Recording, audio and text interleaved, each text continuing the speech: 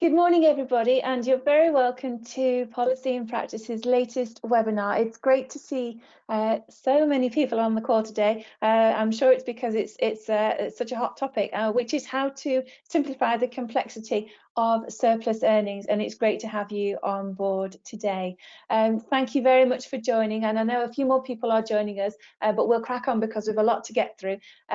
So just while I have you, I just want to do some housekeeping. And there's a panel on the right hand side, and first up, if I could ask you to raise your digital hand for me so that I know that you can hear me. Okay, as you can see, we've got the webcams on today, first time, and you'll see the faces of our speakers as well, so hopefully that will be a nicer experience for you. In that same panel on the right hand side, please do ask questions throughout the webinar, and there's plenty of time towards the end of the webinar for us to get to those. We have a poll coming up very shortly, and then a survey as well at the end of the webinar, so nice and interactive. We will aim to have you finished by 11:30, but for the first time we're going to have an optional 15 minutes at the end for my colleague Peter Carter to go through the software in more detail, so do stick around for that. If you do have the time, that would be great. The slides and the recording will follow on to you automatically. And if you're on Twitter, do find us. We're live tweeting today via policy_practice. Give us a follow and do follow the hashtag helpful policy. So that's brilliant. Thank you very much, everybody. And thanks for letting me know you can hear me. Excellent. Great. So what I want to do right now is to introduce you to the speakers. You've got the faces here on the screen, so bear with me, and I'm going to open the mics and the cameras and get our speakers to say hello to you. So as you can gather, I'm Janet Harkin, Head of Marketing at Policy and Practice. And I will, everybody's unmuting themselves and got the webcams going, which is great. Brilliant. Okay, so I would like my colleague Zoe Charlesworth to say hello. Zoe, I think you might be self-muted, but if you want to unmute and then say hello, that would be great. I have done, Janet. Hi, everybody. Good morning. Glad you could join us. Thanks, Zoe. And also to my colleague Duncan Hatfiled. Duncan, do you want to say hello? Hi, everybody. Great to see you all here today. Thanks, Duncan. And our guest speaker, delighted to welcome Sue McCarron from Citizens Advice Wirral. Hi, Sue. Do you want to say hello? Good morning, everybody. Hope it's an exciting hour. Another Zoom meeting. Another one. Thank you, Sue. And my colleague Peter Carter. Do you want to say hello, Peter? Morning, everybody. Nice to see everybody online, and hope it's as exciting as Sue would like it to be. We have high hopes, don't we? Excellent. Thanks very much, everybody. Excellent. So I'm just going to turn everybody's cameras off, and so we can focus before moving on. So for those of you who maybe haven't heard of Policy and Practice before, I'm sure there's not many of you, but if you've not heard of us before, we exist to help organisations like you to give people the best support they can to help them on their way, and we do this by analysing the impacts of welfare policy, and we've developed our award-winning benefits calculator, which is the focus of what we're talking about today, to help organisations to dissolve the complexities of the welfare system, which is quite an ambition, I'm sure you can agree, while our data analytics dashboard, which Peter's going to touch on at the end, it helps local authorities to understand and identify vulnerability, to target support and to track change. So that's a little bit about us, if you've not heard of us before. So what we're going to be covering then today in today's agenda, as Sue says, we have an exciting hour ahead, and what we're going to be talking about is giving a simple guide to the Self-Employment Income Support Scheme, Universal Credit and the Surplus Earnings Rule, and Zoe's going to talk to us about the rules and the regulations and the policy. Duncan is going to talk to us, walking through some examples illustrating the challenges and also what to look out for as well. And then Sue's going to talk to us specifically about Citizens Advice Wirral, how they help people with fluctuating income. And then we've got time then for the Q&As, and like I say, then Peter, if you can stay behind, it'd be great. Peter's going to stay on for 15 minutes to take you through the overarching view of the benefit and budgeting calculator, as well as touch on the LIFT dashboard as well. So that's what we're going to be up to today. So thank you very much. So without further ado, what I'd like to do is just serve the poll and ask you all a question. So bear with me while I work the functionality. Great. So hopefully what you can see there on your screen, we would like you to tell us what do your clients find most difficult about irregular income? Is it understanding universal credit payments? Is it budgeting? Is it paying rent?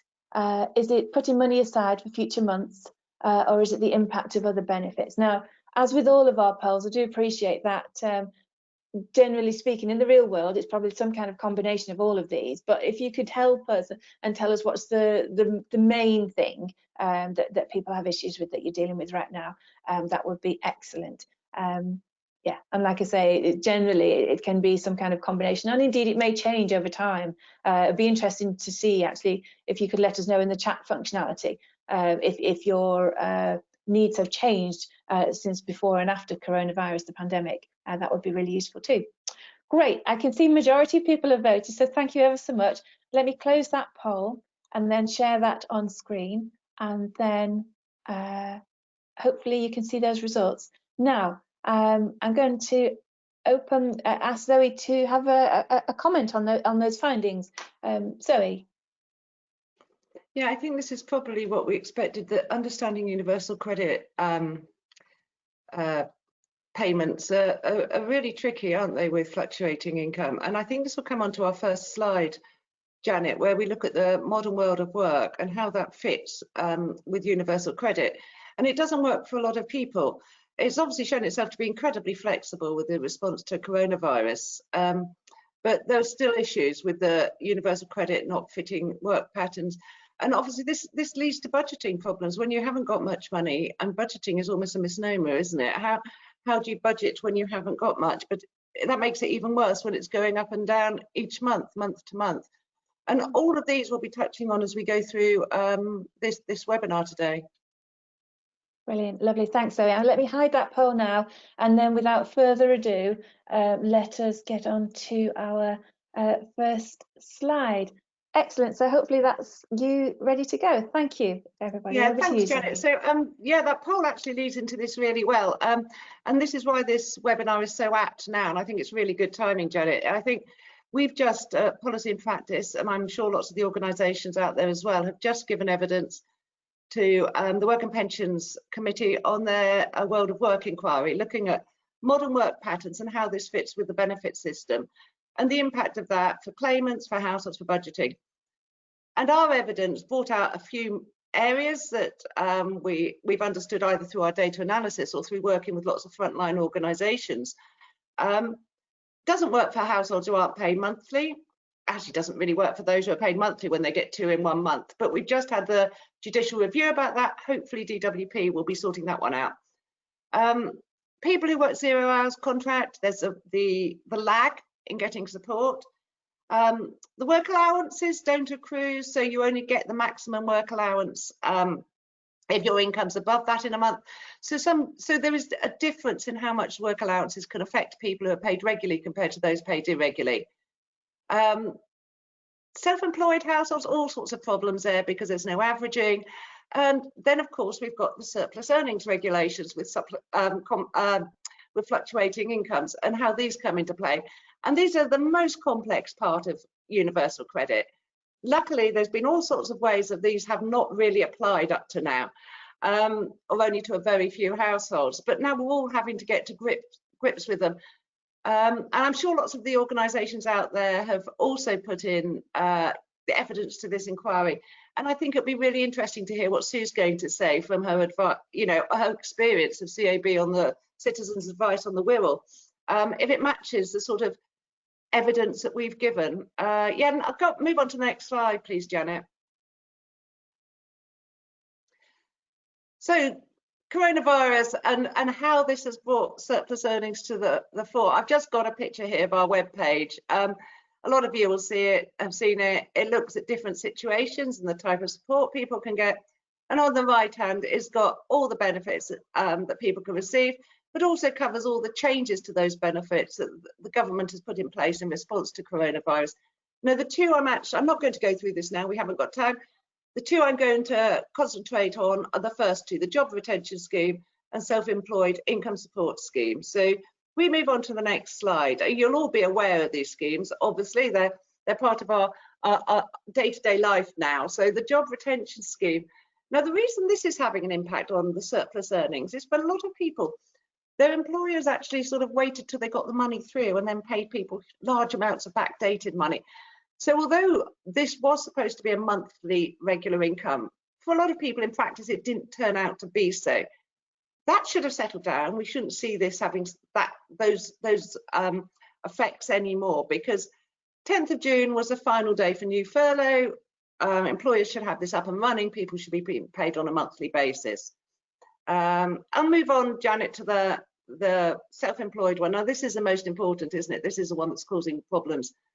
People are getting all their self-employed income support in one lump sum. So they're getting 3 months worth at once. And there's been the first payments have started. They're going out now.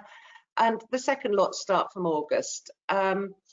Slightly lower, the second lot, it'll be up to 70% of profit and paid it up to a limit of 2,250 gross. But again, it'll be in 1 3-monthly instalment. Obviously, that's a big spike in income. This counts as a trading income, so it's a big spike in income, and that will trigger surplus earnings. So we'll go right back to the beginning with surplus earnings. Where did they come from and why were they introduced? I mean, they were introduced to stop abuse of the benefit system. The idea was that with real-time information and looking at the exact income in a month, people could play the system. So, for example, you could get your employer, you could be in cahoots with your employer, ask them to pay you all in 1 month. Don't get UC for that month, but you then get UC, maximum UC for the rest of the year. Whereas in fact, if you'd been paid your normal monthly salary, you wouldn't have qualified for UC. So there was this idea that there might be fraud, there might be people taking advantage of the system. And that was the main reason it was introduced. So who's affected by the complex surplus earnings regulations? Employed and self-employed claimants. But prior to coronavirus, it was mostly those who received 2 lots of monthly earnings or 3 lots of fortnightly earnings in one assessment period. And they could be caught by that non-fit between the regularity of wages and the monthly assessment period did mean that some people were caught by surplus earnings. The other group, of course, were the self-employed. Quite often they would take, in a lot of self-employed work, the payment is all at the end. So no income for a few months and then a large sum once some contract is finished. So they were being caught as well. With all the new coronavirus measures, the main group who are going to be affected are the self-employed because of the self-employed income support scheme. Now, this is the sort of regulations. This is from the decision makers guidance, but it basically mirrors the regulations. They'll be applied to a new claim when the claimant or the joint claimant had an old claim that was within 6 months that ended because their earnings were too high. And the total earnings in that previous benefit period, that previous assessment period, exceeded the relevant threshold. Now we're going to come on to that definition of relevant threshold in a minute. If this occurred, then surplus earnings could be applied to the new claim. So in effect, any excess earnings from one period can be applied to future periods for up to 6 months. If a claim is made after 6 months, surplus earnings doesn't apply. So we've got that 6-month gap where any large spike in income can be reapplied to new assessment periods.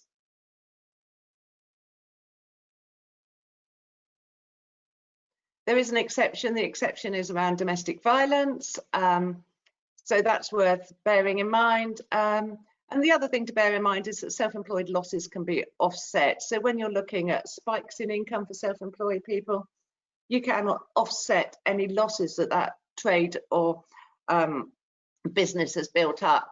Now, there isn't a time limit given to losses, but in practice, it tends to be since they've been on universal credit. So any losses that have accrued since people have been on universal credit, obviously the losses can't be applied once. So if losses have been applied to any profit or any surplus earnings in a previous period, that amount cannot be then carried on and applied again. So any non-used up losses can be applied to that surplus earnings when they get it from the self-employed income support scheme, just to reduce it so that the surplus earnings isn't so high. Thanks, Janet.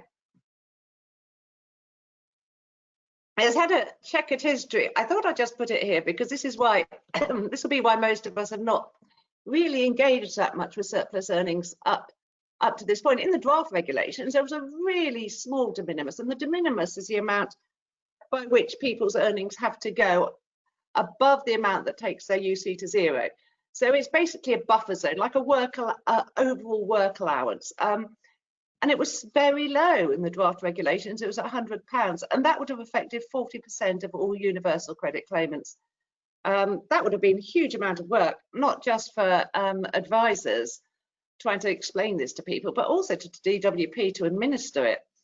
The Social Security Advisory Committee were pretty concerned about this, and lots of correspondence to and fro, and it eventually settled at £300.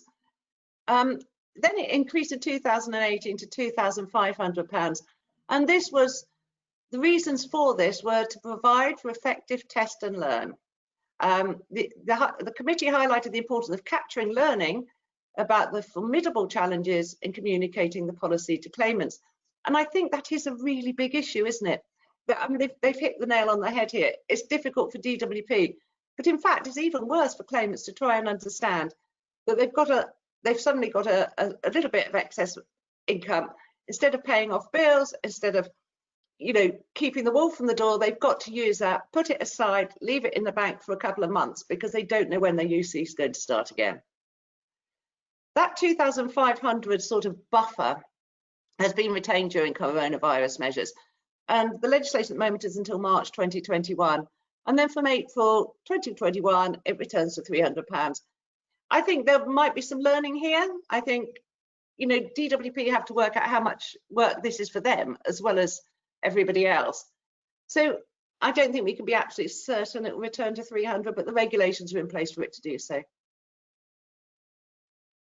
Thanks, Janet.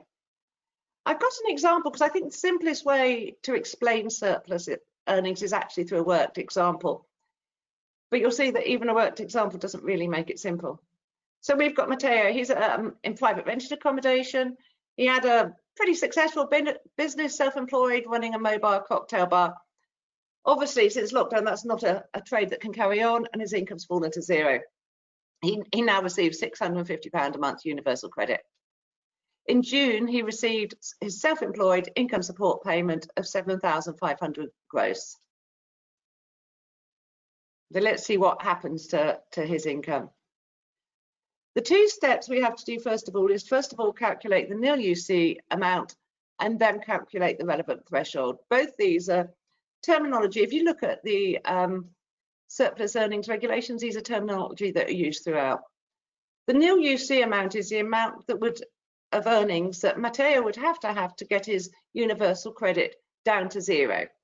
And you can work this back, you can do a manual working and work it back, but it's basically the maximum universal credit he could get, taking off any unearned income, divided by 0.63, that's a 63% taper being applied to that earnings, and adding on the work allowance. So for Matteo, there's no unearned income, there's no work allowance, he's a single person. So the amount of earnings that would take his maximum UC to zero is 1,032. Now the relevant threshold is that plus the de minimis, plus that sort of buffer we were talking about, which currently stands at 2,500. So for Matteo, that relevant threshold is 3,532. That means that if his income in any assessment period is above that 3,532, surplus earnings will apply, and some of his income will carry forward to consequent months. Now we've got in our example, he's received 7,500 gross, which is 5,800 net. That might not be the correct net, I've just put that in. So the surplus earnings regulation applies because that 5,800 is above his relevant threshold of 3,532. Thanks, Janet. So let's have a look at month to month, what happens to his income. In the first month, because that 5,800 is above the relevant threshold, he gets no UC.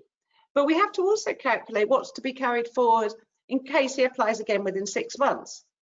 So we take that 5,800, we take off the relevant threshold, the 3,532, and there's 2,268 of surplus to be carried forward to any further assessment period. Matteo applies in month 2. This brings into 2,268 income. His universal credit is again nil. So let's have a look at what he carries forward to month 3. Well, we've got the 2,268. Take off the relevant threshold, it's nil. So there's nothing carried forward to month 3. And in month 3, he returns to receiving his full universal credit. The impact on his household income, which is, I suppose, for advisors, this is the issue, isn't it? You've got this incredible spike in income, but nothing the next month. And these discussions about how you budget with this, how you ensure that some of that is used for the next month, how much can you use to pay off debt? There's an awful lot to sort of unpack here, because there will be some, because of that very, very generous 2,500 sort of de minimis. We have got, you know, Matteo will end up with some money that isn't taken into account for universal credit that he can use for other purposes. But it's just to make sure that there is enough left for other purposes like rent and ongoing bills. So in June, he's got his self-employed income support scheme, and July, nothing. And then in August, we're back to normal. Thanks, Janet. The impact on the I just put this in here because I think this is quite interesting. A lot of people who were waiting for their money from the self-employed income support scheme were almost budgeting in their heads for getting that 7,500. For people on universal credit, they don't actually get all of that because some of it is being used and offset as surplus earnings. They're still better off than not having it. You know, it's still a great thing to have. So if we look over the 6 months, Matteo received 8,400. If there hadn't been the self-employed income support scheme, he would have just had 6 months of universal credit and £3,900. So for him, the grant was worth 4,500, not the 5,800 net that for people who weren't on universal credit. So people on universal credit don't benefit as much from the self-employed income support scheme as those not on universal credit. And the 2 bits I've got here at the bottom, there are implications for advisors due to complexity. I mean, sitting there, pen, paper, calculator, working all this out, there are serious, you know, issues for advisors, but also for the claimant to budget that when people on low income are on so much pressure to pay off debt and pay off bills. Thanks, Janet. Just some complications around surplus earnings. If the standard assessment wasn't complicated enough, there's just some areas to bear in mind. If there's a joint, if 2 people form a new partnership, they bring with them 50% of, they bring with them any surplus earnings. And if they've moved from a previous joint claim, they bring with them 50% of surplus earnings from that previous claim. There is a proviso within those regulations, actually, that if all of the earnings belonged to one couple or one trade, then it can be split and somebody can have 100%. But in general, 50%, if you're forming a joint claim, 50% comes with you. The minimum for once coronavirus ends, and we come back to the minimum income floor, that applies after surplus earnings. So you look at surplus earnings and then you check to see how that relates to minimum income floor. So surplus earnings is the first step, minimum income floor the next step. The one of the sort of things that the government's introduced to make life a bit easier under coronavirus, I guess, is this reclaim after surplus earnings, the change in the rules around that. Before May, if somebody had surplus earnings, you could give them, as an advisor, you could give them a simple message. Claim if your income goes, if your earnings go down, so that you can use up some of that surplus, even though you might get 0 universal credit. Always apply if your earnings go down from that original assessment period. Do not apply if your earnings go up, because any excess will be added on. It was a pretty straightforward rule that we could give to our clients to make sure they didn't add to that surplus earnings month on month. But from May the 20, that just to ensure that people don't have to remember to reapply, because that was one of the issues with surplus earnings, that people had to note when their surplus earnings would be used up, and they had to reapply for universal credit. So from May 2020, there's special arrangements. The DWP will presume that the claimant has reclaimed each month for up to 5 assessment periods, and automatically reinstate universal credit where appropriate. Now, in some ways, this is absolutely brilliant. It means that people don't have to remember to reapply for universal credit, and there isn't that risk of them losing a month's worth of benefit. But this is discretionary, and it's really quite confusing about how it's going to work, because if somebody has earnings going up in that period, is that going to be added on? It doesn't allow people to have that option to use up surplus if their earnings go down, and make sure it's not increased if their earnings go up. So that sort of flexibility isn't in there. But then it does say it's discretionary. So I think we're going to have to wait till we hear from our frontline advisors about how this is working in practice to actually get a real handle on it. And if any of you have got, you know, Sue, or anyone out there has got a handle on what they are actually doing, be really interested to hear.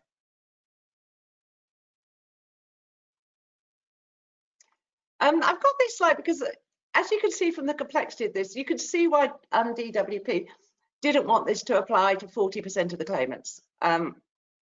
In fact, by moving the de minimis up from £300 to 2,500, the DWP reckons 500,000 people will not have be affected by surplus earnings who would have if it had stayed at 300. So, you know, it has stopped a lot of people having to go to see the most complex side of universal credit. And people can, and I know that a lot of organisations joined us, at local authorities, housing associations, are doing their best to support people through this to understand the implications. And there are tools out there, and I'm just showing these because I think that those people who have these tools be really, really helpful so you can explain to people the implications. This is just a shot of our LIFT dashboard. It shows that local authorities can actually target. There is a method of targeting people who will be affected. This is targeting people who are self-employed, so you can let them know they're likely to be affected by the surplus earnings regulations. Sorry, Janet, next one. And my colleague Peter will be going through that in more detail later about how you can use tools to actually find the people affected, so you can let them know, give them some warning, actually engage with them and support them through complex regulations. And this is a shot from our benefit calculator. Now, all that complexity we heard earlier, actually, for those who are on this webinar who've got our benefit calculator, you just need to put in the surplus earnings and it will calculate it. It'll calculate it for you. So this example here, and this is Matteo, which the example we were looking at earlier. As you can see, he doesn't get anything for his August payment, nothing in his September, back to normal for his October. So, yeah, so actually, if you can have a tool to actually help you get through that complexity, it doesn't just help you, it will actually help the people you're advising, because you can print this off, they can actually see, and they'll, you know, it'll actually help them have an understanding of how that impact is affecting their universal credit. And we were looked at the beginning of that questionnaire, it was one of the key things was about budgeting and understanding the impact of universal credit. And my colleague Duncan is just about to go through a few examples to show those impacts. So I'll finish there, Janet, and hand over to Duncan. Brilliant, thanks, Zoe. And just before we hand over to Duncan, if I could just, Zoe, a question has come in from somebody, I think for clarification around the example you gave there with Matteo, and it was to do with surplus earnings. Could the 6,000 savings be taken into account? If, for example, he had 7,500, could he put the 6,000 into savings? I think it would still go through. See, the thing is that is counted. I mean, if you look at the guidance, it is to be counted as a trading income. So no, I think, and any savings that goes into comes in as earnings and then goes into savings because it was of use. It came in as earnings and it could have been used by the claimant. The DWP won't accept it going into savings, and we've seen that a few times in the past. Brilliant, thanks, Zoe. I thought it was just good to just nip that question in there while the example was still live.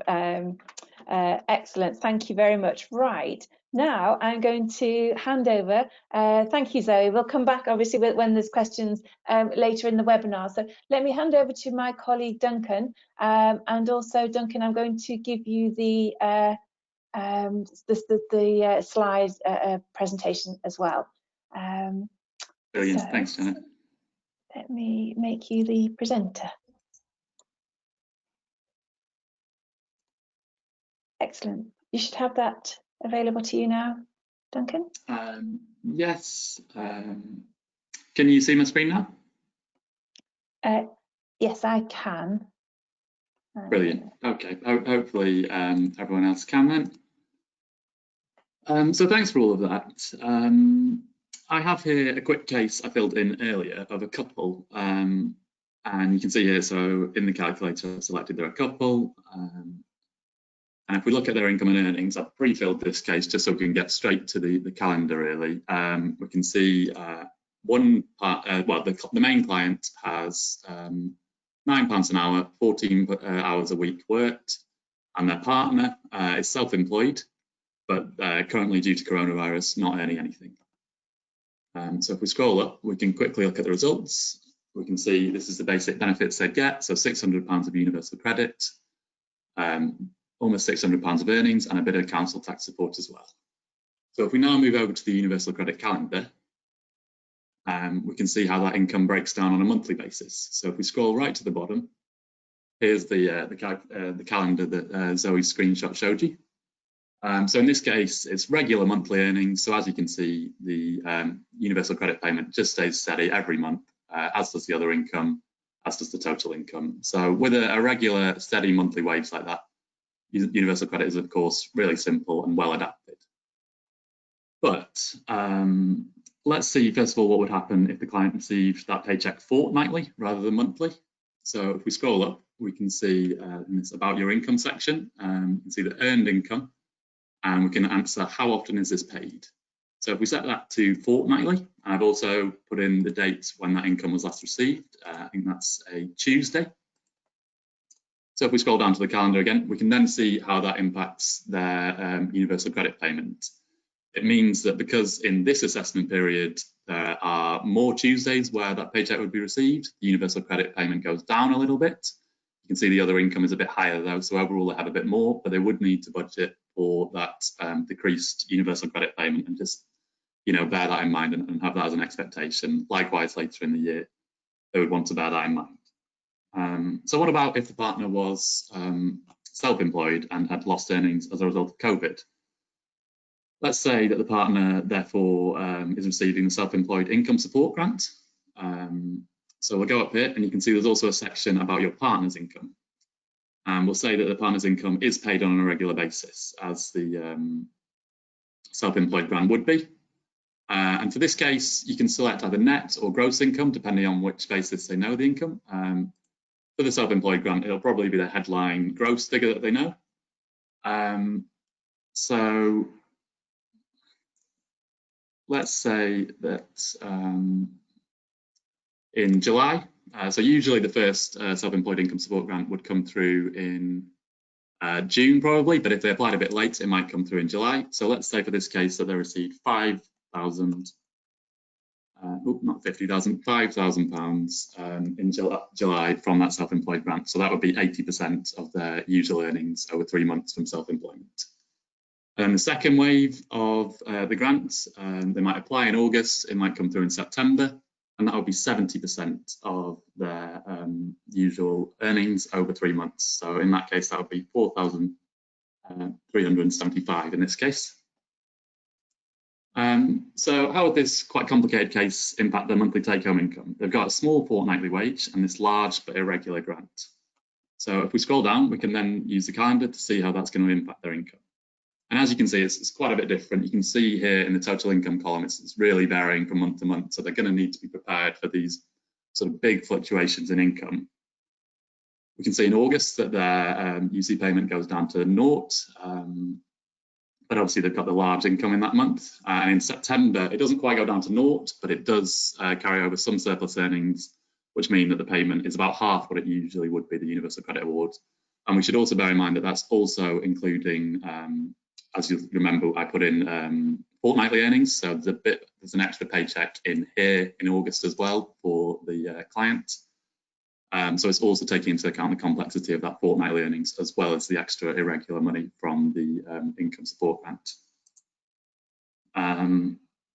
But of course, in August, we've got that big grant. So hopefully that income will be enough to cover the dip in universal credit payments in September. But we also need to bear in mind that the grant is covering lost earnings due to COVID. So that potentially started being disrupted as early as March. So there may also be outstanding historic costs we need to deal with using that grant. And if so, being forewarned that overall income in September is going to be so much lower than usual, it's really crucial for the client if they are to then safely budget to cover both the historic and their ongoing costs. And we can see likewise that in October, their Universal Credit Award again goes down to 0 because of that second grant coming through in the previous assessment period. But then we can see that the next month there are no surplus earnings carried over, so they didn't reach over that de minimis amount, so it just impacts their Universal Credit Award for October. And then we can see later on again, the fortnightly earnings mean that in February their award would dip again. Now, the more we go into the policy behind this, the more complex it can seem. But for the client, really, they just need to know when and how their income is going to fluctuate. And that's why all they really need is this quick calendar here. And you can handily just print that off for them using this button here at the bottom left. They can then take it home, pin it to the fridge, and know exactly how far their self-employed income support grant will need to stretch and when they need to be prepared for the universal credit to drop. So there we are, really. That's the calculator takes these complex rules and translates them into a simple to understand calendar, showing the claimant precisely how their income may fluctuate. And it works similarly, really, for any other sort of form of non-traditional monthly paid earnings. Any sort of irregular income, you can just enter here and use that. And likewise, if income is not paid on a monthly basis, you can change that here. So yeah, any sort of non-traditional earnings, the calculator is a really useful tool just to understand how the complex rules can turn into a simple result for your client. And yeah, I'll just hand back over to Janet now so that she can introduce Sue. That's excellent. Thank you ever so much, Duncan.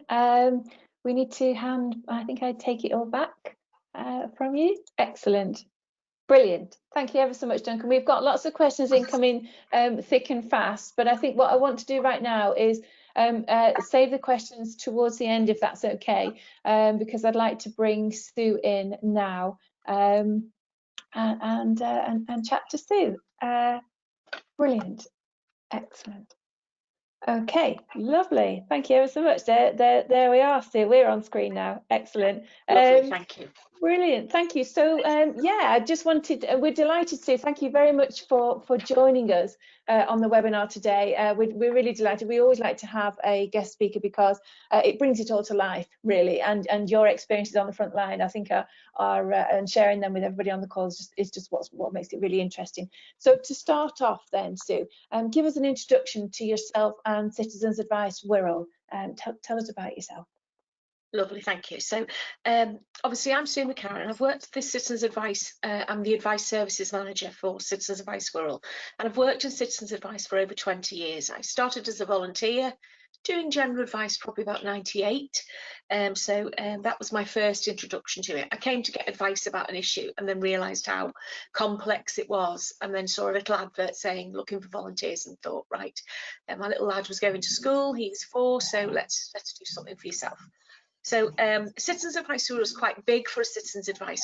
Lots of bureaus are 20 staff or 20 volunteers. But on the Wirral, we have 143 staff and volunteers across lots of different projects. And in last year, we serviced, supported, advised about just under 15,000 people, so 14,900 and something. So we have several different teams. So we've got a money advice team who do up to complex advice, IVAs, bankruptcy, all that sort of things. We have a social prescriber team who support clients in GP surgeries, and a social prescribers team, a newish one, who supports in primary care networks, which is quite a new development in public health. We've got a better off finance team who help clients with budgeting. And that's why it's quite important that, you know, unfortunately that project's coming to an end in October, so we're looking at trying to introduce and include it in some other things. So our Better Off Finance team are linked and help out with our Help to Claim team to support them with clients with budgeting. And I'll cover that in a little bit more when I talk about Help to Claim.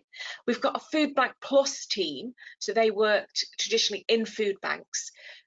For clients who are coming in, getting some free food or needed electricity, gas, whatever, fuel support, helping them and referring them in for debt advice or helping them with other things. Say they were paying a lot of their money to Bright House or other agencies who let people pay on a weekly basis, which is extremely costly and a high percentage rate. We've got a housing options team who support and work in directly with the council, and they support clients who have labelled themselves as homeless, and then they get involved in helping the client budget, knowing what the circumstances are, looking into payments made direct to the landlord so they don't get in arrears. So they work very closely and see clients in the one-stop shops as well as in our Citizens Advice buildings, or at this time are dealing with loads and loads of clients over the phone. Made a bit more difficult because they're mainly homeless, so it's a bit more difficult if they don't have access to things. But our biggest project is our Ask Us Wirral project, and that covers the advice element of general advice and casework advice.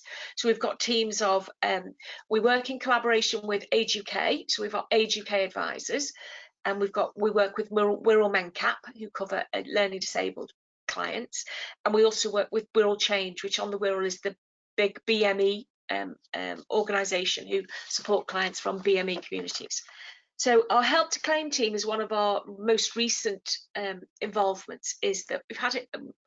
Julie's on the call, so she'll probably get me. I'll probably get this wrong. I think it's nearly 2 or 3 years now, and that's being extended. So Help to Claim provides assistance to clients to make claim for universal credit, or initially it's the advice should they claim universal credit. So they work closely they used to work in our main offices face to face, and they'd see clients who didn't have access to the internet, couldn't read or write, or didn't know where to start with making the universal credit claim.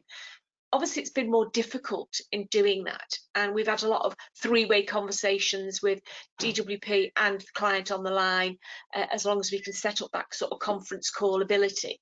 So helping clients make a claim online rather than them seeing them face-to-face to do it. So there's lots of challenges that started when we all moved to working from home sort of mid-March, which is what all our staff did. So since COVID, obviously it's mainly been telephony support, but there have been 1 or 2 occasions where our Help to Claim supervisor is very involved in coordinating our work in the DWP. So we used to be in the DWP several times a week, or most of the week. One of the staff would be there, and then the other members of staff would be at our offices on the phone or doing web chat or seeing clients face to face. So they work very closely together with the Better Off Finance team.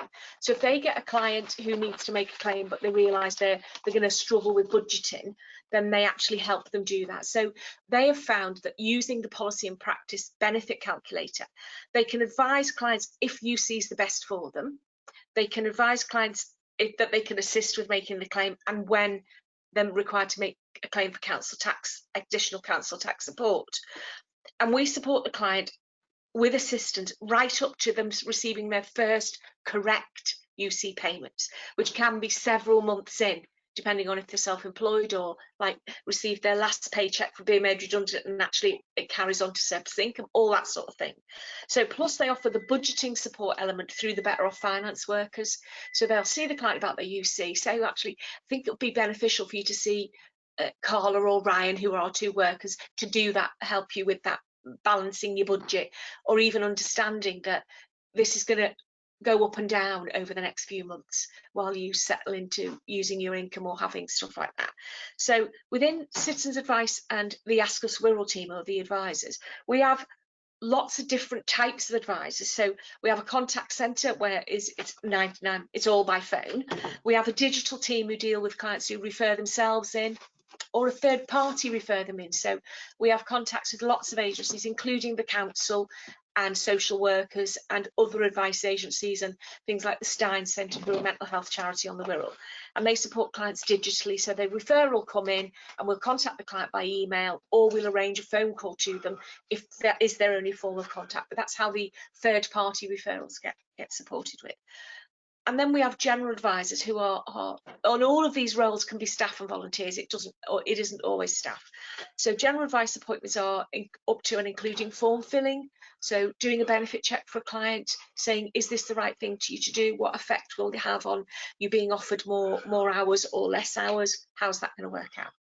And then we have a team of age UK specialists who help clients with things like community care assessments, having an assessment at home about their dementia issue, AAs, older people's issues in all sorts of shapes and forms. And that's a very interesting, and it's not, an Age UK traditionally have a very befriending attitude, and our advisors are dealing with the advice, practical matters, and if they need befriending, they'll refer them into their befriending side, and we do that the same. We would advise a client who rings up and it's loneliness or a lot of things, so we refer them into them. So that works really well. And then we have a team of caseworkers who support any client up to and including representation at tribunal. And obviously lately that representation has been mainly with a written submission, or the client attends before we everything shut down on their own, or with a caseworker if their mental health would be severely affected by them doing it on their own, or they had no one to go with them. There are opportunities to do some of these things by Skype with the court service, but it's been few and far between, and the tribunal service has sort of been stopped, so they let all claims carry on for a period of time, so that will most likely be coming to an end very soon. So the main issues that people... Sorry, Sue. I was just going to say, so for the teams that use the calculator, and just bearing in mind what you were saying about people, you know, obviously with the pandemic, you've had to change working practices and what have you. So those calculations are done over the phone, I take it now, is that right? All of them over the phone, yes, every single one over the phone. So the main issues that we have with fluctuating income are when, like we've showed in the other examples, their income goes low, or financial commitments mean they've, and things like people don't realise when they first make a claim for universal credit that their first payment, if they've made alternative arrangement, will include their rent. So they think, wow, this universal credit's really good, I've suddenly got so much more than I would have got on working tax, child tax, or income support, and they think, oh wow, this is really, not being aware that actually that's your rent in there, and if you don't use it to pay your rent. So we've had lots of inquiries from clients who suddenly have spent their rent, or spent most of it, and then find they're in rent arrears, and without realising it, it's 8 weeks is a very short space of time, and within a couple of months rent universal credit payments, if they get within 8 weeks of rent arrears, the landlord can actually evict them, and there's no challenge to that.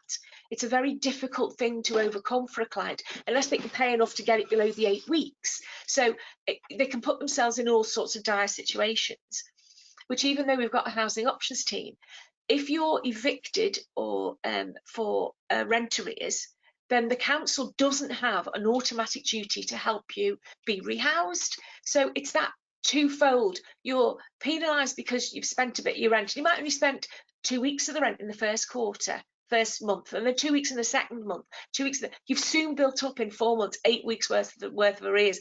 And if you're living on a low income, there's no way to pay that back. People who are on universal credit without working don't have savings. There's no way for them to make up savings or have a little pot on the side, like people who are working try to have a little bit of savings for emergencies and stuff like that. So that's been difficult. So sometimes they're not aware that when they take an advance, the advance means that their future UC payments will be reduced.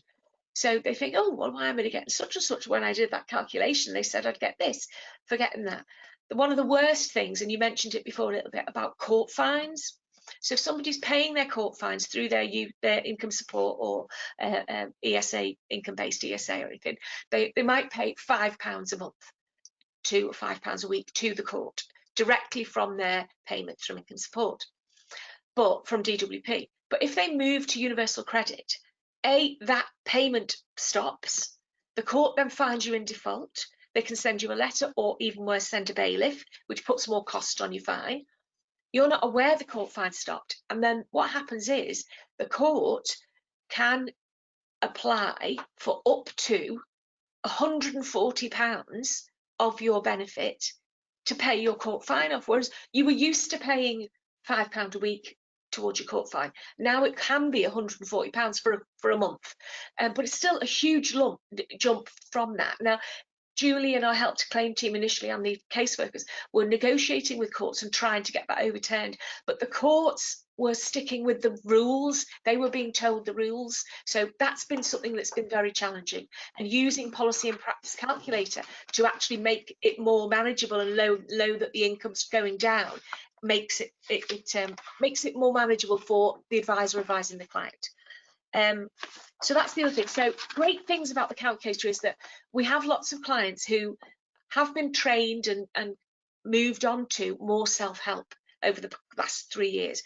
The Ask Us Wirral contract was mainly for telephone, email, web chat advice, with very few face-to-face. Initially, when we first had the contract, it was no face-to-face, and then we had to persuade the funders, the public health and our council, that actually there are a core of people, recognisable people, sometimes 20% of the population, which for Wirral we have about 360,000 people, so 20% is like 70,000 people who don't read or write, don't have a computer, don't have internet, can't do that, can't even use the phone sometimes. Everybody who's deaf would struggle to use the phone. Anybody who has a learning disability or speech problem or a hearing issue like I have, then it's very difficult using the phone for that sort of thing. So we moved to a small percentage, 5,000-ish overall, being face-to-face, but that has meant that we've been able to help those clients most vulnerable and most in need with the face-to-face ones.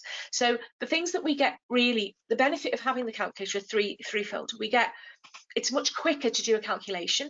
We used to have in the days gone past, we used to have I think it was an 8-page document that used to be a benefit calculator. So you have your calculator at the hand, client had to have all the information immediately. They couldn't say, oh gosh, actually I forgot my income is that, but a bit more. You'd have to start the calculation all over again. We used to use something called Listen Grove, and lots of agencies will use that, but you had to have, I'd say, 2 or 3 training sessions to use the calculator. However, with policy and practice, you don't need those training sessions. You could literally, a client can go on and do it themselves. So a lot of clients who have got a bit of internet savviness about them, or even just a bit of awareness, can go on and fill the calculator out themselves and amend it as they need. So they can keep doing that as often as they need to. So we send them the link and say, here, have a go. If you're able to do it, if you get stuck, contact us again, and we'll get an advisor to ring you and go through the complexity bits about it. So things like extra premiums, like SDP, things like carers premium. It works well with our Age UK partners and volunteers. And the great thing about it is you can hover over it and it gives you the description of what that is. So it's much more easy, it's much easier to use.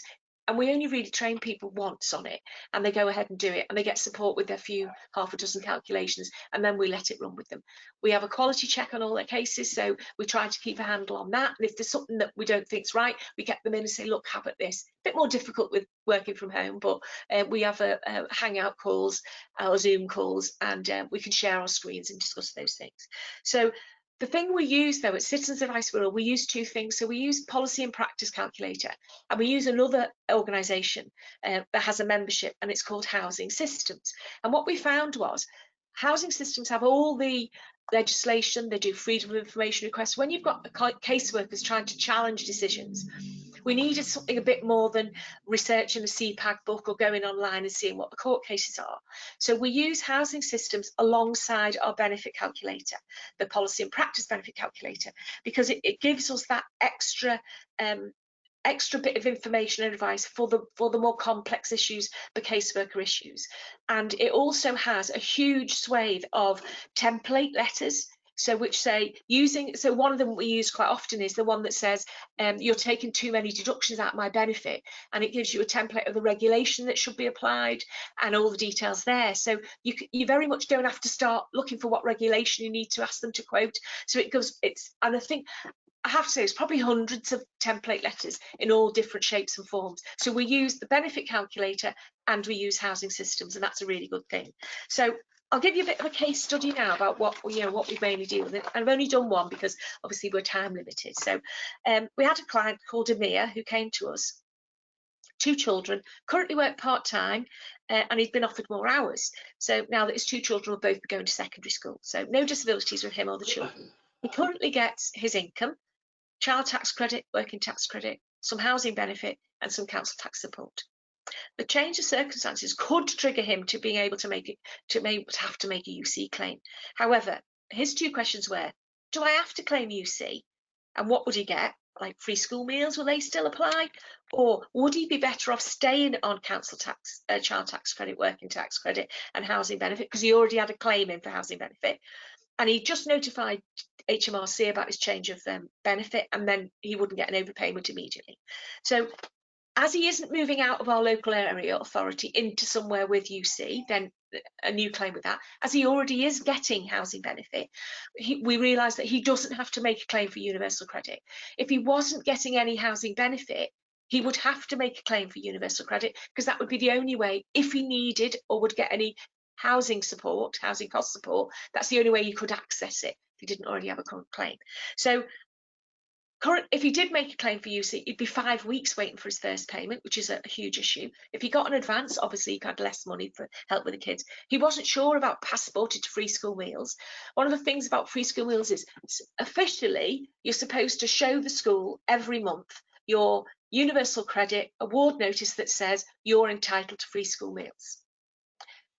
It's not as if a school with 1,300 kids and half of them are on pupil premium, the extra work involved in letting them know. So there probably are thousands and thousands of universal credit claimants who are some months dipping over the free school meals allowance, so they're not entitled to free school meals, but actually they're not aware of that, and neither are the school. So that might be something that comes back to bite them, what we hope not, given the situation. But there are lots of little changes and foibles that you need to understand. So free prescriptions was a nightmare. So on the back of the prescription form, this is something Julie, our help to claim manager, was looking at. The prescription form never had any mention of universal credit. It only said income support, ESA, income-based ESA, income-based JSA, whatever. It never mentioned income support. So you had to sort of guess. Well, the client had to guess. So we had lots of clients who were fined because they just ticked income support, and actually they were on income-based universal credit, which meant they shouldn't get free prescriptions. And the same issue, some months they would have got free prescriptions if their income dropped, and some months they wouldn't. So the complexity, so we had months, the first few months, 6 months, was a lot of fines to do with that. So that's the caseworkers taking on that. So even just a simple, will I get more money? How can I manage to pay my debts? So we use that all the time. The help to claim team use it every single day, and the caseworkers and the advisors use it every single day, at least once a day, with benefit calculations and checking clients' income. What we'd like, and it's something we're trying to persuade our local authority to do, is to purchase that lift calculator that you have, because we do things like door knocks. So a group of agencies, ourselves, Age UK, all different organisations, will do a door knock in an area of deprivation. So we might pick, say, the Leasoak estate, or the Noctorum, or we might go to the Ford, which is now called Beechwood, and we'll do a door knock on 5 or 6 roads, and everyone will knock on doors and see if people need help. It's a lot of time and investment, and we might get half a dozen clients who need claims out of that. We might get a dozen people might not answer. There's all that. However, if our council Wirral had the lift calculator, the lift one, they would be able to clearly define who a pensioner was getting PIP, could make a claim for the pension credit guarantee because they should be getting the severe disability premium, and therefore their income could go up by as much as £80 a week. So then they would still get, they'll get council tax support when they didn't used to claim it. So all those things, we think having the lift calculator means you can definitively identify clients in houses, in roads who need the help, and not blanket send them all a letter about, or include in their council tax bill, if you think you're not getting the right benefit, ring Citizens Advice Wirral. We want it to be more specific. So for us, if our council were one of them, we would be able to work more closely with them, and they would be able to identify clients who do need help getting their PIP looked at, or do need help with a stair lift in their home once we've made the initial contact. So that's our next big, is trying to persuade our council to buy that.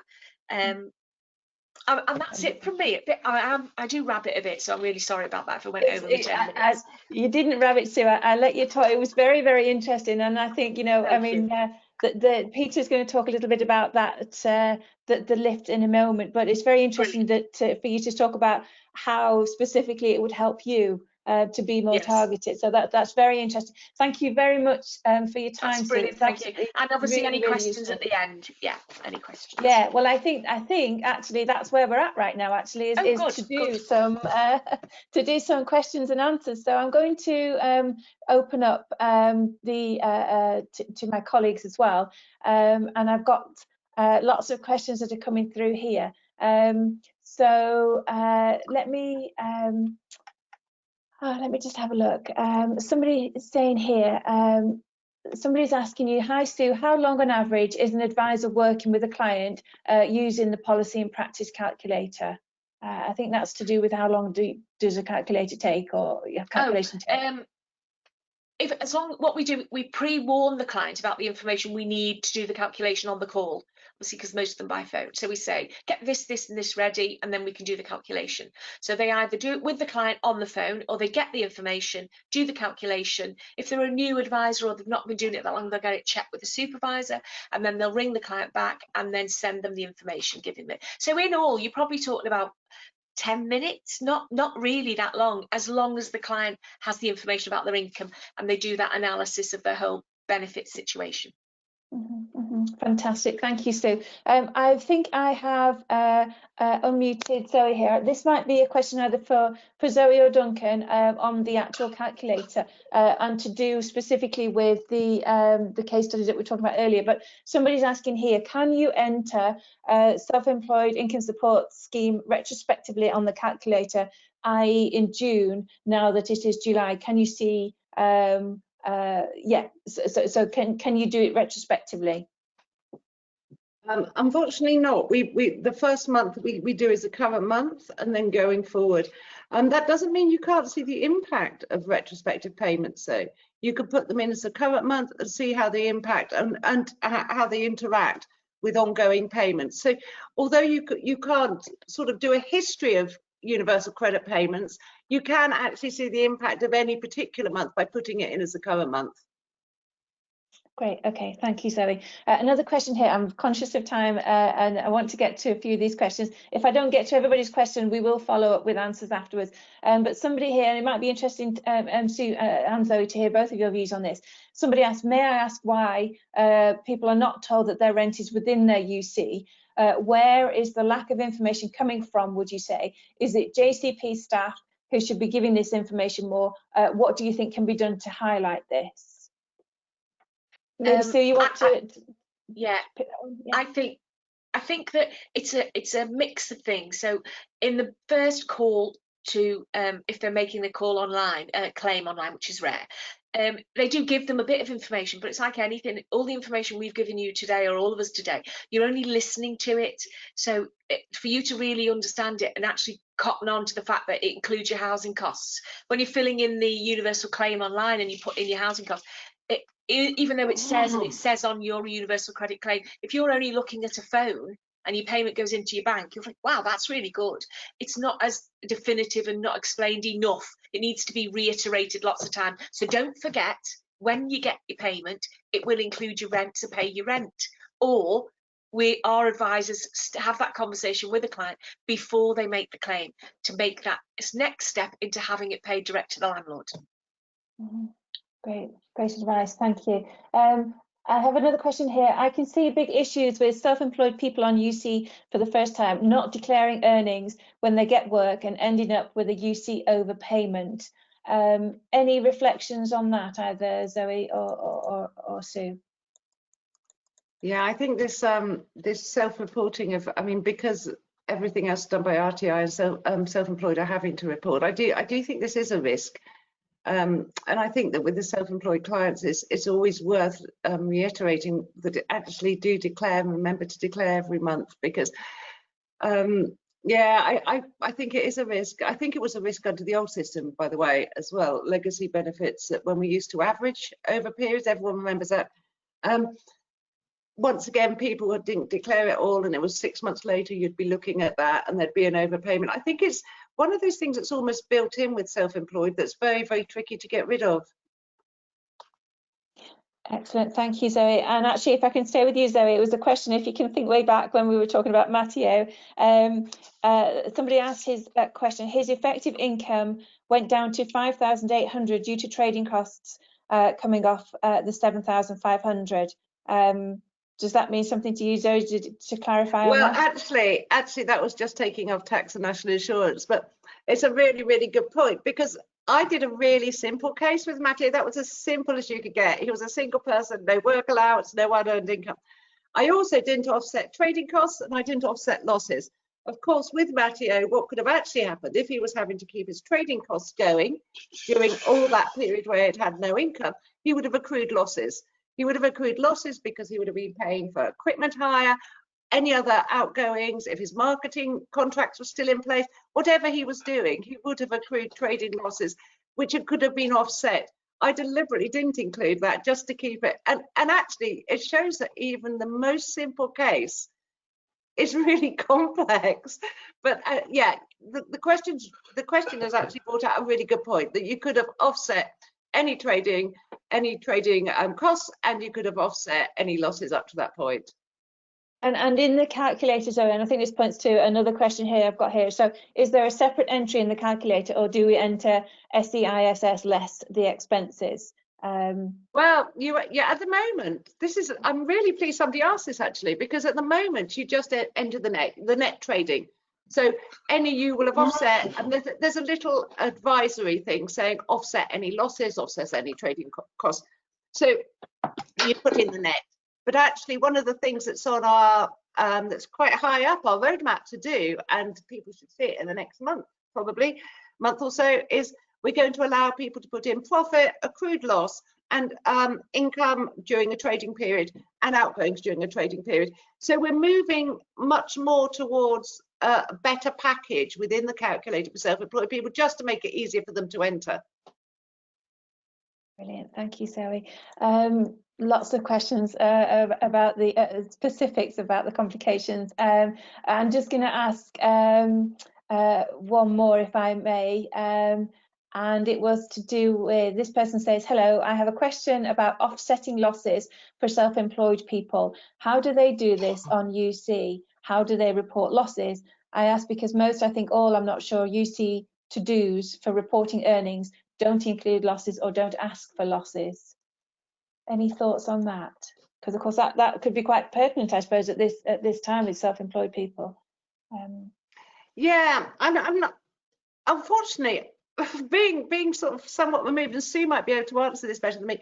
I'm not actually sure on the journal where they do report it. I mean, or if you look at the advice for decision makers about it, it is talking about look at reported losses, look at your reported losses, look at what reported losses have not been used up. So throughout, it's obvious that those reported losses, I think it involves a manual intervention on behalf of the DWP, but those reported losses can be used as long as they haven't been used in any other assessment period since the person's been on UC. I'm not 100% certain how they report this. Sue, do you know? I don't actually know. As with the journal, they're told to put everything they can on the journal. So suppose when they declare their income, there's a comments box that they can write in and they would only be declaring what they had left net after all their expenditure, all their costs for buying equipment and, you know, building stuff and everything, and car tax and car petrol and everything. I think people forget that, and if they're newly self-employed, they don't actually realise that there is all those calculations need to be done. Yeah, well, that's something we can certainly go away and we can clarify, and we can come back to that person as well. I am conscious of time, and I know that we said that we would do a quick walkthrough with my colleague Peter, but I just want to say thank you very much, Sue and Zoe. We've had a lot of the comments have come back and said how interesting and how fantastic the presentations of both of you have been. So and somebody says here, well done, Sue, I enjoyed it and I work with you. So I don't know whether so you probably can work out who that one was. In the post. Brilliant, thank you very much. So what I'm going to do right now is to just ask everybody, just quickly before I move on to Peter, just to sort of say that we have got some practical tools that can help you, and just here Zoe has written a blog post to accompany the content of today's webinar, and that will be coming out either today, this afternoon, or tomorrow. So do look out for that. We can share that with you in a follow-up email, and that will be about how do surplus earnings rules work in practice. As I said earlier, there will be a follow-up email with the webinar recording and slides with links as well. And also we have got, Zoe mentioned it right at the very top of the webinar, there is the link there on the screen to our coronavirus support page for you to have a look at. We've got a short survey. We've got another webinar coming up in August. In that short survey, when the webinar closes, you can sign up to attend that webinar automatically as well.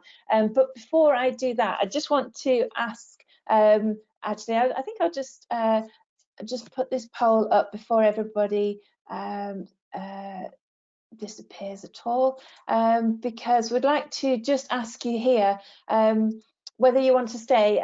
Would you like to stay for a 15-minute demo of how the benefit and budgeting calculator, and indeed just a quick run through of the LIFT dashboard that Sue was talking about there, helps give you more support. So please do, if you can't stay, I appreciate the time, do sort of put your click that bit of the poll, and we can send the recordings on to you afterwards.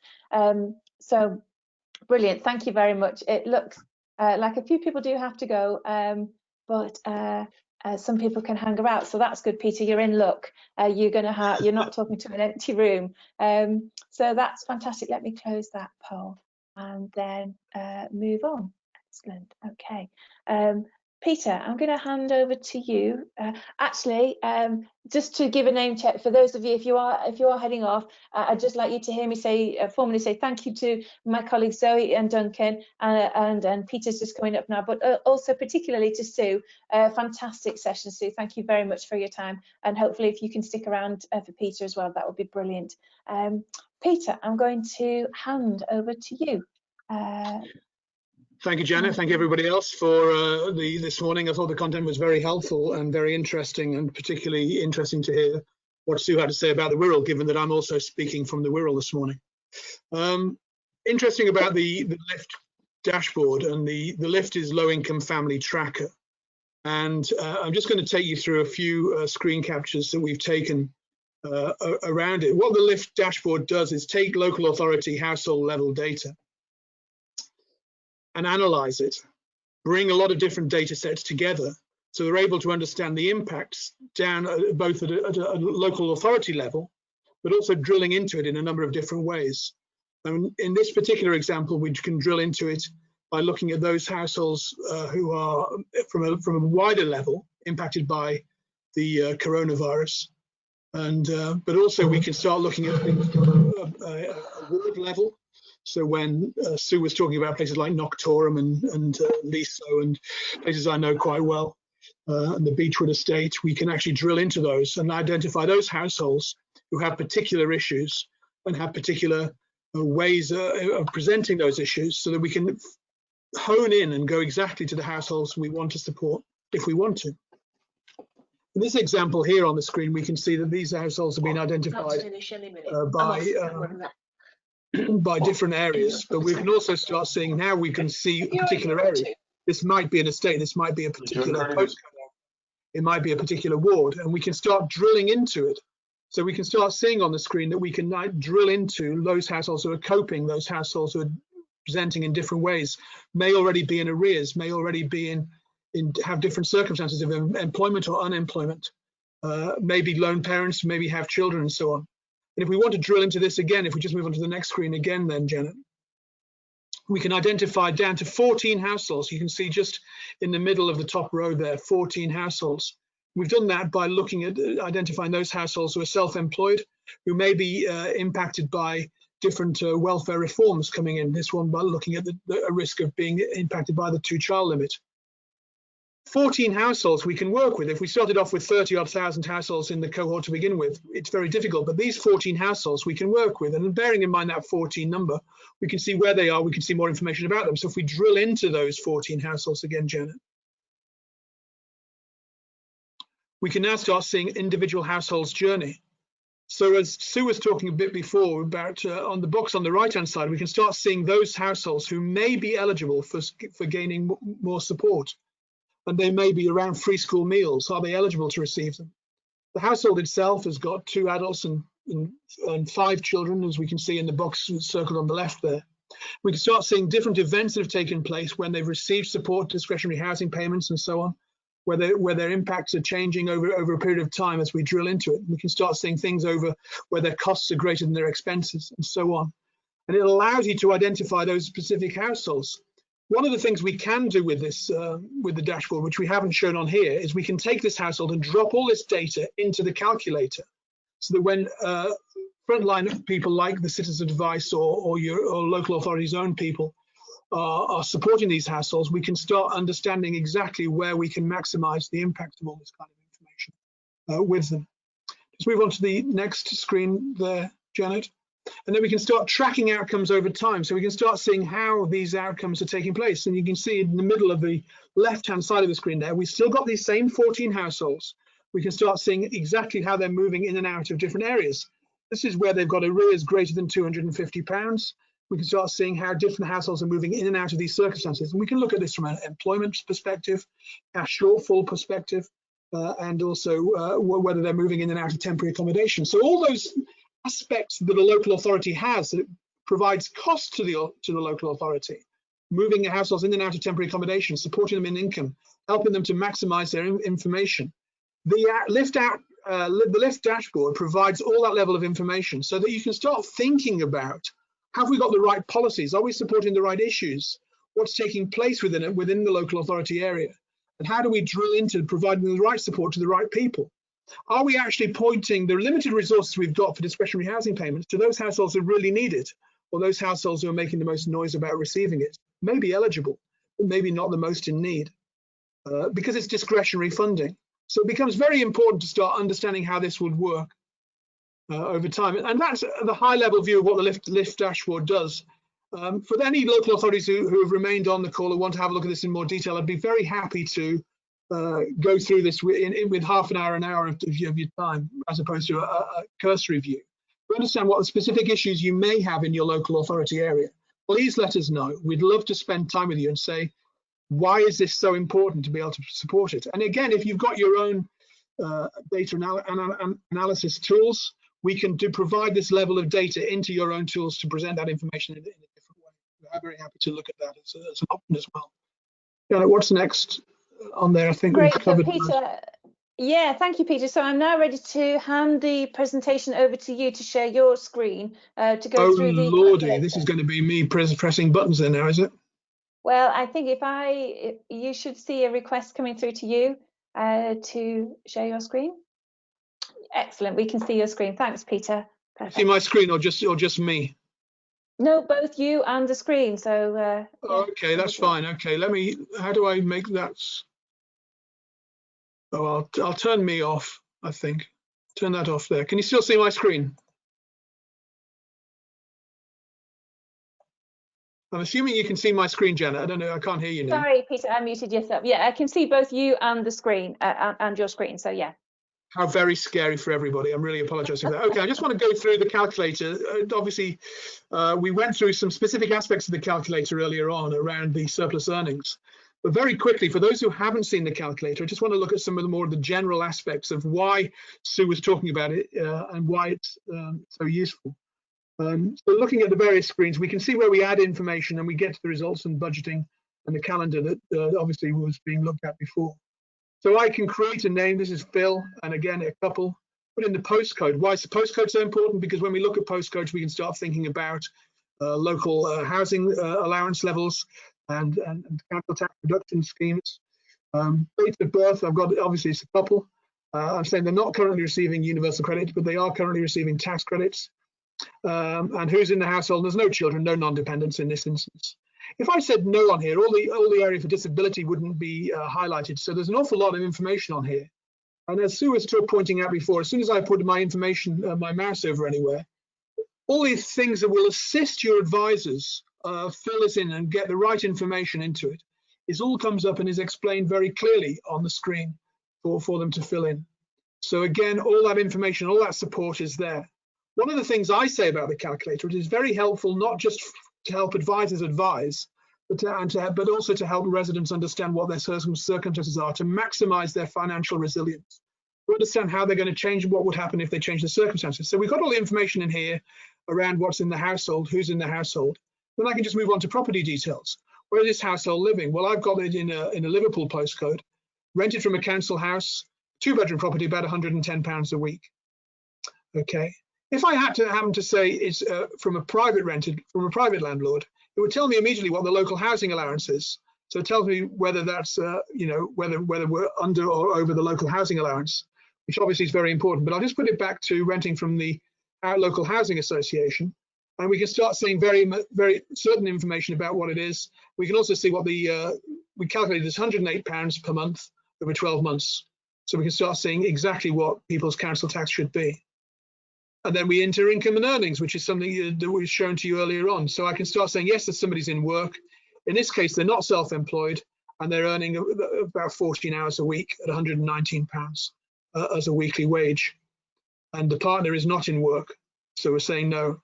Again, if there's any other income and savings, you could click yes on here, and we can start seeing what is the source of that income. Any other source of income could be put into here as well. So we're not limiting ourselves just to employed and earned income, other income as well.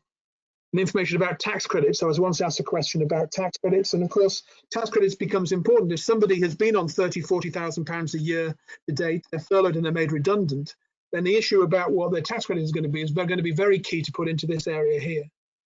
And then we get onto the most important area that people want to see is what their income and what the results is saying about this. Naturally, it'll go to universal credit first, but if we go to legacy systems, we can see exactly the details of how what their income would be. But we can make sure they're receiving all the income that they want to receive. So we're talking about, Sue was talking about council tax support there. We can click on here, see a breakdown of how that is being calculated. And again, if we just click on that again, we can start saying additional due to COVID-19, and we can have an expert calculation breakdown, and we can see exactly how that's been calculated. So a lot of detail, a lot of making sure that for people like Citizens Advice, we want to ensure people are getting the right income and the right benefits, then all this can be put into here. And again, the same with housing benefits. How's that being calculated? We're deliberately made sure this household was under occupancy or bedroom tax, however you want to describe it, and we can start seeing the full breakdown of how that's been calculated. And again, as was mentioned earlier on, we could print that out, or we could end up putting it into a PDF so we could email it straight off to the client, off to the resident. So full breakdowns of all this kind of stuff. And again, universal credit, we often think universal credit is done in a darkened room, but we can start seeing all the information around how that's been calculated, the different breakdowns of how it's been looking at the adults section, the carers section, housing, and so on. So all the information we want to have in here is given a breakdown so that we can go to the DWP and make sure that they're giving you the right amount of money. And again, PIP, DLA, net earnings is all in here, council tax support. We'll notice council tax support is less under universal credit than it is under the legacy benefits, and that, again, the reasons and the breakdown of that is in there. The first question that we were being asked, and Sue mentioned before, was are you better off under legacy or under universal credit? Well, we can very quickly do this and say, actually, this couple will be worse off by £71 under universal credit, and we can do a breakdown of that, how that's been calculated. You start seeing exactly what's going on there.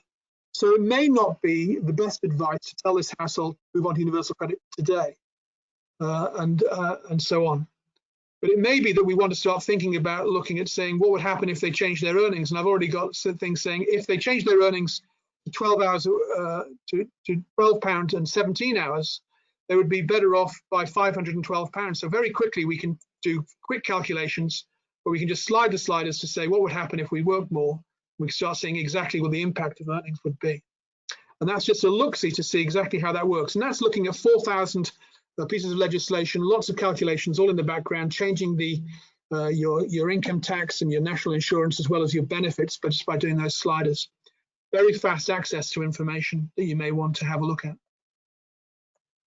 So that's very quickly looking at that. We've looked at the universal credit calendar, so I won't go into that, but it may be that one of the areas to understanding how universal credit works and in the calendar, I'll just quickly show you that without going into it. So people were asking about the differences would be, and you can start even seeing on this particular calculation, although it's fairly straightforward, how universal credit works is quite important, and how it varies month by month is going to be critical.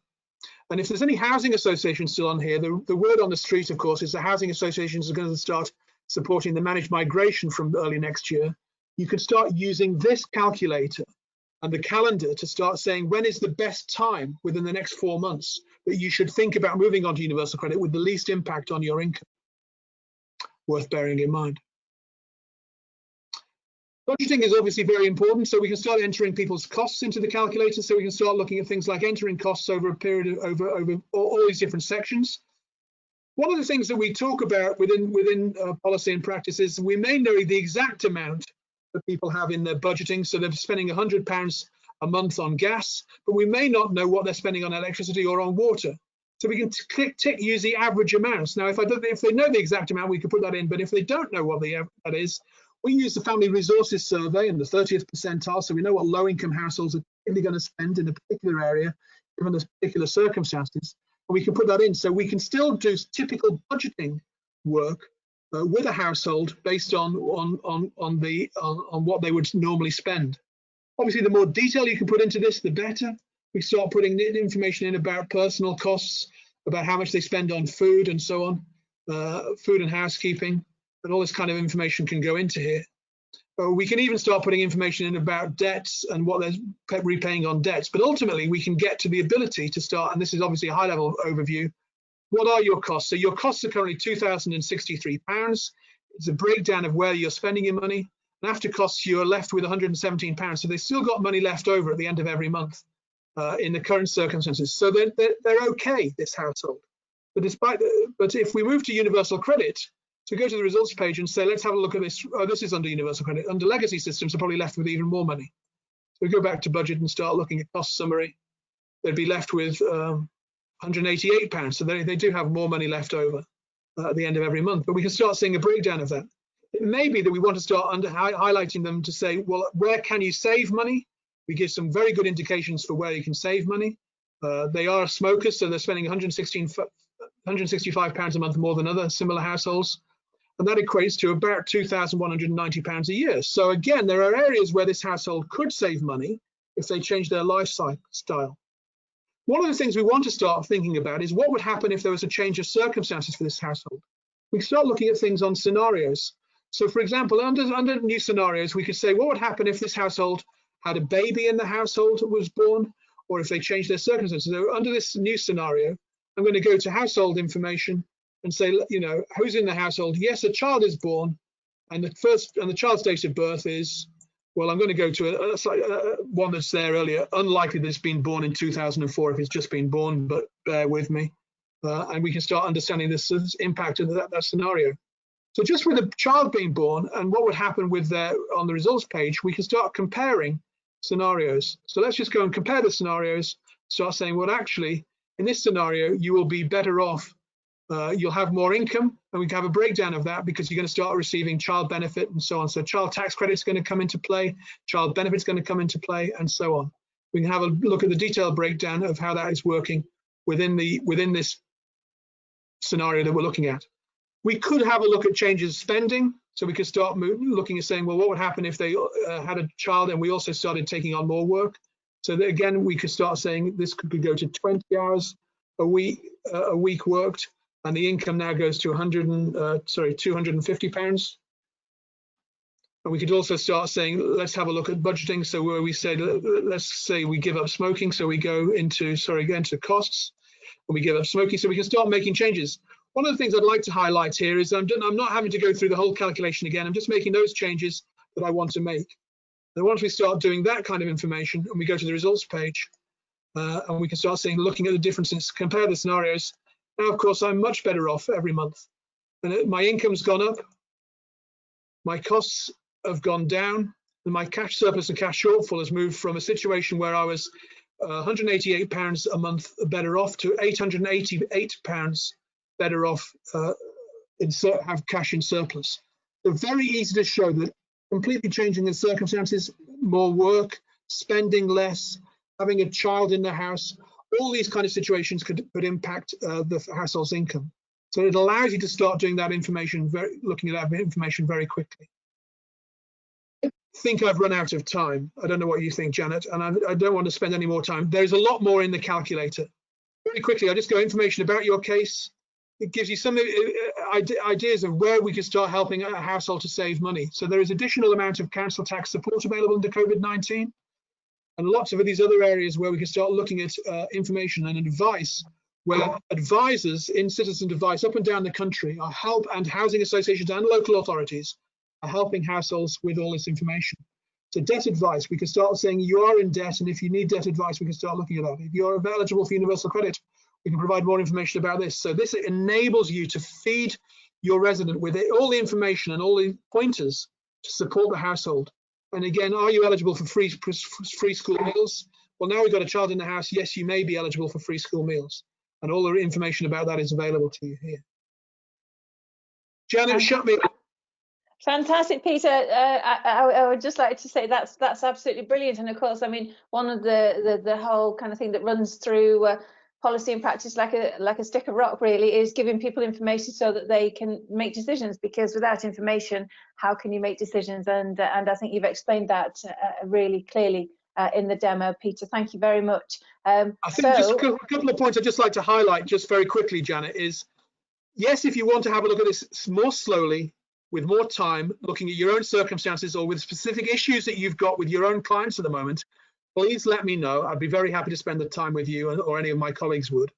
The other thing I'd like to share is, Sue mentioned she does this over the phone. Hopefully you've seen, it's very easy to do this kind of stuff over the phone very quickly and highlight that information. And at the end of having done it all, you can then go to the top of the screen, go into here, go to the top of the screen, and with my cases, just download the case as a PDF and then send that off to people and decide exactly what you want to share. So download the PDF report, do various things you want. I won't do it now because obviously you don't want to see it.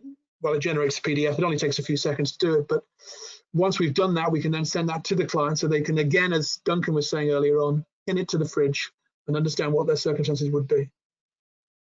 Excellent, Peter. Thank you very much. Thank you very much, everybody, for staying on the call. It's great to see so many of you that did that. So yeah, absolutely brilliant.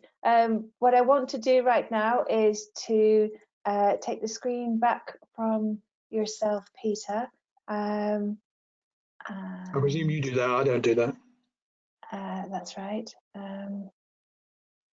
Okay. Okay, so I can take that. Actually, I think there's something gone wrong with the machine, so that's okay, not to worry. But because basically what I wanted just to do was, and we can leave it there on the calculator, no better thing to look at. But what I just wanted to do then was to just get everybody back and just to say thank you ever so much to everybody, and say thank you ever so much for joining us today. It's been an absolute pleasure to host everybody today, so thank you very much for joining us, and our contact details are there on the screen for us there, but thank you ever so much again to my colleagues Zoe and Duncan and Peter, and also particularly to yourself, Sue, it's been great to have you on the call today. So thank you very much for taking the time. Yeah, so if you want to say bye, that would be fantastic. Yes, thanks very much, everyone. Bye. See you soon. Brilliant. Thanks, Lovely. everyone. Thanks. Thank you. Bye.